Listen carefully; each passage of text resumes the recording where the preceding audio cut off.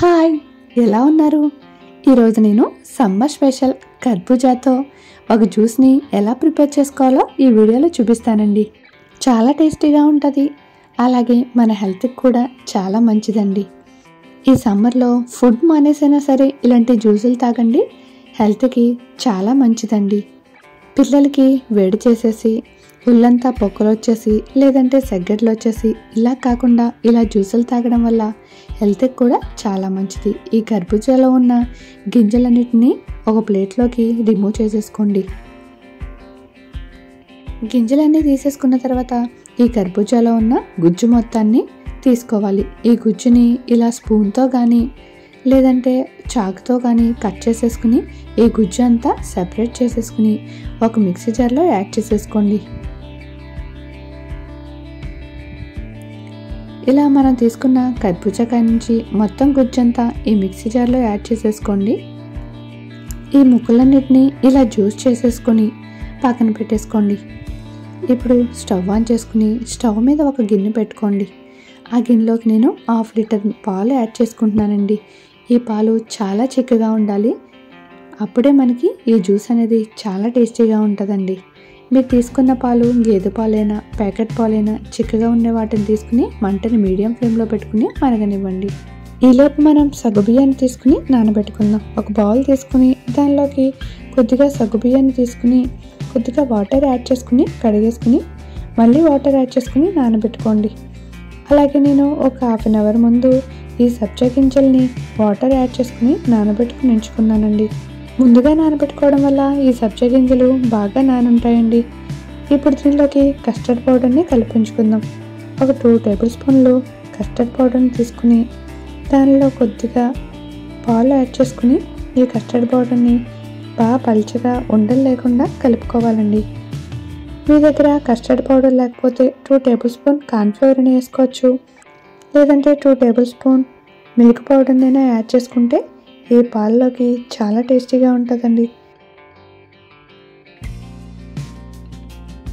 ఇప్పుడు మనం స్టవ్ మీద పెట్టుకున్న పాలు పొంగుతూ ఉంటాయి. వీటిని స్పూన్తో పాలు పొంగకుండా ఇలా కలిపేసుకున్న తర్వాత మనం ముందుగా నానబెట్టించుకున్న ఈ సగ్గుబియ్యాన్ని ఈ పాలలో యాడ్ చేసేయండి. సగ్గుబియ్యం యాడ్ చేసిన తర్వాత కలుపుకుంటూ ఉండాలండి, లేదంటే సగ్గుబియ్యం అడుగును మాడిపోతుంది, లేదంటే ఒక ఉండగా ఒక పక్కకి ఫామ్ అయిపోతుందండి. ఇలా కలుపుకోవడం వల్ల సగ్గుబియ్యం సెపరేట్ అయ్యి పాలలో బాగా ఉడుకుతాయండి. మీరు సగ్గుబియ్యాన్ని సెపరేట్గా ఉడకబెట్టుకునైనా ఇలా పాలలో యాడ్ చేసుకోవచ్చండి. బట్ ఇలా పాలలో యాడ్ చేసేసుకుంటే సగ్గుబియ్యం కూడా ఉడికిపోతాయి. ఇప్పుడు మనం సగ్గుబియ్యం ఉడికే వరకు ఇలా మంటని మీడియం ఫ్లేమ్లో పెట్టుకుని ఉడకబెట్టుకున్న తర్వాత ముందుగా కలిపించుకున్న కస్టర్డ్ పౌడర్ని ఒకసారి అటు ఇటు కలిపేసుకుని ఈ పాలని మంటని మీడియం ఫ్లేమ్లో పెట్టేసుకుని ఈ కస్టర్డ్ పాలని యాడ్ చేసేసుకోండి. ఇలా యాడ్ చేసుకున్నప్పుడు మంటని మీడియం ఫ్లేమ్లో పెట్టుకోకపోతే ఉండలు ఫామ్ అయిపోతుంది. ఇప్పుడు 1/2 కప్పు పంచదారని యాడ్ చేసుకున్నానండి.